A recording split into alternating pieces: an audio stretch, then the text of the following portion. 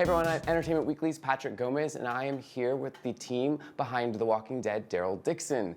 Hello, how's it going? Hi, hello. Patrick. Some of you fresh from Europe, Yes. where you all are already starting production on season 4, though we still are very excited about season 3. How are you all feeling about this Spain adventure right into San Diego Comic-Con?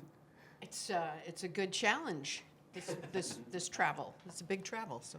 Yeah, I don't know how fresh we feel. But yeah, we're really happy with the show. The trailer got a lot of great responses. And we've really fine-tuned the show into something that we're super proud of right now. So it's exciting to be here. Yeah. So talk to me a little bit about that fine-tuning, because obviously any show in its early seasons is figuring out what it wants to be. And so what is that fine-tuning that you feel like you've gotten now that's going to propel us into these final 2 seasons? Well, in terms of the overall approach to the show, from the beginning we wanted to do something that sort of expanded the Walking Dead universe in the way that it told the story of these characters in this foreign environment, strangers in a strange land, and taking advantage of the architecture and the geography and the culture of France first and now Spain. And so we just feel like coming into season 3, we get to both play on the things that we learned in seasons 1 and 2 and also expand, because it's all new stuff again. It's all new. The Spanish world is all new. We've got both of them together, which we didn't have at the beginning. And so there was a process in seasons 1 and 2 of sort of bringing Carol and Daryl back together. And so that allows us to really fine-tune the way we tell the show and the stories and the new characters we bring in and the stories these guys get to sort of interact with. Season 3 dropped September 7th, and we're very excited about that. But it was announced that season 4 is going to be the final season. When did you all start crafting that, knowing that 4 was going to be end? When did the end game start to formulate? Has it even formulated? Like, are you still like, we're still tinkering? Well, we are still tinkering. We haven't written everything yet, and so we're still, we're still feeling our way out. But we have a very good plan, and it was pretty early in the sense that we always imagined a 2-part, 2-season Spanish part of their story. Just like we had a 2-season French story, there was always going to be, okay, there's going to be what turns out to be 15 episodes, which is great. We only did 12 in France, but we're doing 15 total in Spain. There are going to be 15 episodes that tell the Spanish part of this story for Daryl and Carol. And so there was already a sense that there would be some closure within that. And as we started to evolve that and talk amongst ourselves with AMC, it made sense that that might also be a good place to kind of put a fine point on the European adventure of Daryl and Carol. And so the things, it was fairly organic, but from the beginning we were talking about more than just 1 season in Spain and a story that would take place over 2 seasons. What's it been like to transition from telling a story in France to telling a story in Spain, and obviously spending more time in Spain, both filming and not? They both have very different elements to them. Like France, the color palette's way different. The history of France is in the story. The French language is in the story. Spain is very much a Western. It feels like a Western. There's a passion with Spanish people and the people, in that country that you can feel on set. You can feel it in the filming. It's, France is very purple and velvety and castle-y, and Spain is it's orange and yellow and Miles Davis. You know what I'm saying? So it's got a different passion to it.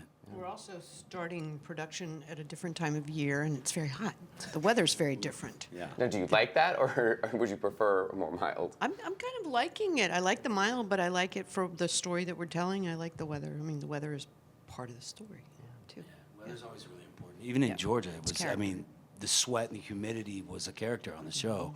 And we definitely have that right now in Spain. Yeah, and here in Spain, that lends to what Norm was talking about. We leaned into the kind of spaghetti Western of the story and some of those elements, and the heat only helps enhance that. But from the beginning, we were like, Sergio Leone shot some of those great movies here, and those Man Without a Name movies that sort of lend themselves to the kind of storytelling that Walking Dead lends itself to also. So that all kind of comes together, and the weather's helping us out in that way. Although there have been a couple days where I was like, we could use some rain right now. Yeah, it was like 111 the other day on set. It's been really. That turns the crew into jerky. Yeah, It's been pretty hard. That is warm, and then you're dealing with action and lights and all of that stuff. Lots of makeup. You know, I mean, it's hard for everybody, but the guys who play the walkers have to be costumed and made up and doing action, running at times across fields and stuff. That was rough. If either there were more seasons or were there other discussions, are there other locations that you would have been really interested in exploring in Europe? I think we've talked about all of them. Yeah, it's interesting to find different locations and how the apocalypse is affecting them, and they kind of fall back on their traditions. You know, they kind of go back in time, and that's how people deal with that, right?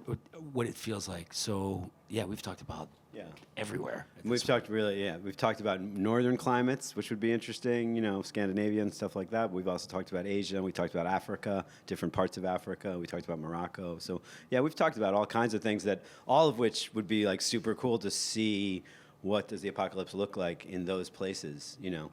And we might see that sometime in the future, but that's part of the sort of overall tent of the Walking Dead universe that Scott's in charge of. Yeah, well, speaking of, you've mentioned before that you'd be interested in finding a way to explore an Avengers-style meetup of the characters, at least the ones that have gone into spin-offs.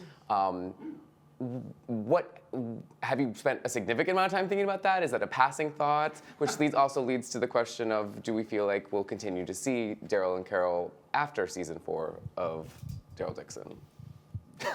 as they turn, they're like, this one's for you. Yeah. I mean, this year is 50th anniversary of The Walking Dead, and when Robert Kirkman started the comic, when he pitched the comic, he pitched it as a zombie movie that never ends. And we want to honor that pitch. And the show is not about the walkers. I don't want to shock anybody, but it is not about the walkers. It's about the characters. It's about the characters that people love. It's about characters that people are gonna love. So as we continue to tell this story, I want to see these characters again, obviously. That's my fervent wish. And have I thought about it in passing or a lot? A great deal. I've been working on a bunch of different things. It's just kind of like Willy Wonka's lab. You know, some of your reality becomes dreams, and some of your dreams become reality. So we're just working on it. Being broadcast out there. Not into the It's a crazy echo in here, right? Oh, I'm not hearing it. Oh, it's a little bit back there. Got it. There you are. Or that's just the jet lag. Yeah, it could be. Well, speaking of an Avengers-style matchup, I'm going to put you two on the spot a little bit. And if you were to create a team up.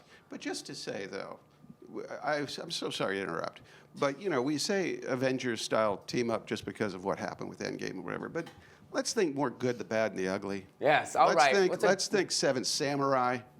I love Marvel, but especially this season, good, the bad, and the ugly. I love that. So if you were creating your good, the bad, the ugly crew, from, you know, current status of character notwithstanding, if you're thinking, oh, this person was great at this skill, this person was great at this skill, if the two of you, I'm assuming, would be part of that, who would the other four be? Who do you think would make a good grouping of skills that would complement yours? Can they be dead? Yes, that. Okay. Anyone from any era of the universe. I would have Herschel be the brains behind it. I love how you both instantly, like, that is the one. Right? Herschel. He's like, you know, way up here telling us what to do. I'd bring back Rick. I'd bring back Michonne. Yeah, one more. Oh, geez, they're all going to hate me if I don't say their name. Can I say Rooker? You can say anything you want. Yeah. Rooker is the wild card. He's the tornado of the group. The one that can go in first and clear the Yeah. path. Like, yeah. Would you agree? That's Tasmanian Devil. Yeah, you have to have one of those. Like, you go first. clear the path. I love that. And then come back, and if you don't come back, we don't go in, right? There. Let's talk a little bit more about season 3. In the trailer, it seems that Daryl finds himself, and I feel like this was the case also in the original series, Daryl constantly finds himself in a position of, do I stay and help others that I may or may not know that well, or do I continue on in this mission that I kind of had for myself at the time? I'm glad you asked that question. I'm glad you picked that. There's an overlying theme that's sort of introduced as we get into season 3 that all that we've been through after all this time, we're kind of learning things from the people that have come before us. Like what would Herschel do here? Or all of our characters have changed so much since the beginning. But there's an overlying theme that's sort of introduced as that's all we do is run and fight. All we do, we run, we fight, we run, we fight. Maybe there's a better way to live, like time's ticking. It's exhausting, and it's where's the end game, and what's the point, and what are these battles we're fighting all the time? yeah, and we get wrapped up in them. So that becomes a theme, and especially it ends in a way that's a theme. So when you say it's the 4th and final season, I don't think it's going to end the way people are thinking. I think it's going to surprise them. It's a very satisfying ending to everything, and like David says, it's not written yet, but it's the direction we're headed. Yeah. And also, I'd say, just towards your point, in season 3, I think what this series has done is really made quite pointed a theme that you already identified, which is the battle between self-interest and altruism, which I think these characters really represent really well. And I think what happened in France and what you see starting to happen in Spain in season 3 and continues as the story is that fight between we can do what's good for us, but we become party to a system or a community that needs help, and we are not the people who will just turn away from that. But that becomes part of the conflict for the characters too, and for the audience on another hand, because I think the audience sometimes would say they should just do what they need to do and not worry about these people, but they find themselves in circumstances because they're essentially good people and they have tools to be able to help people that they can't just walk away. But that is definitely an ongoing theme that we continue to sort of try to find new ways to explore. And it's interesting, if you look at the first 2 seasons, some of the good stuff they did worked out for other people, but not them. And some of the bad stuff they did actually helped them. There's also like who are you, right? Like these are your 2 feet on the ground. What are you going to fight for? What are you willing to walk away from? Like it sort of defines who you are as a person in that world. And these 2 characters know where they're standing. You know what I'm saying? So that's sort of the struggle. Like, what do you do? Who do you fight for? But we don't walk away. We don't turn our back and run. Humanity, the boundaries, the blurry boundaries, mine, yours, this, that, all being tested. But there are a couple of really great scenes that I love between them where that is exactly the subject matter. Like, why don't we just go and do what we need to do to get back where we need to get back to? But how can we just walk away from these people? But and it's a very poignant human conflict between them that goes right to the theme you were talking about.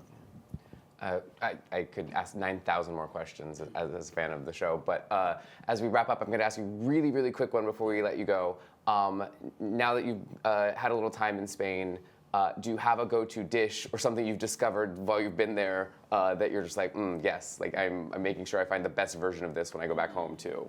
Ooh, there's a spicy margarita place really close to my house. The food in Spain is so good.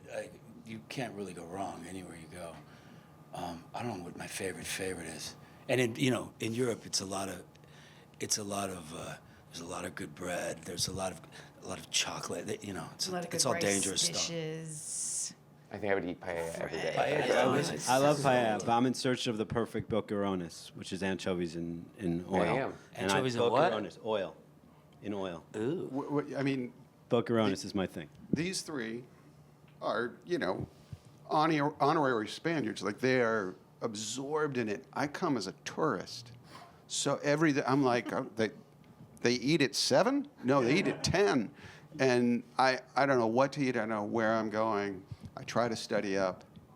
doesn't work. And You've got some good tour guides, though. well, they're busy. They're busy. So We'll try Yeah. try next time, Start the Scott. Google Doc and just everyone compare notes. they made turkey on Thanksgiving, and I was like, oh, thank you. Well, enjoy the rest of your time in Spain. Enjoy the rest of your Comic-Con. You all enjoy the rest of your Comic-Con as well, watching on Entertainment Weekly's YouTube through the end of today, as well as at EW.com and on all of our socials for all the rest of the news from the convention. Thanks, everyone. Great, thank you.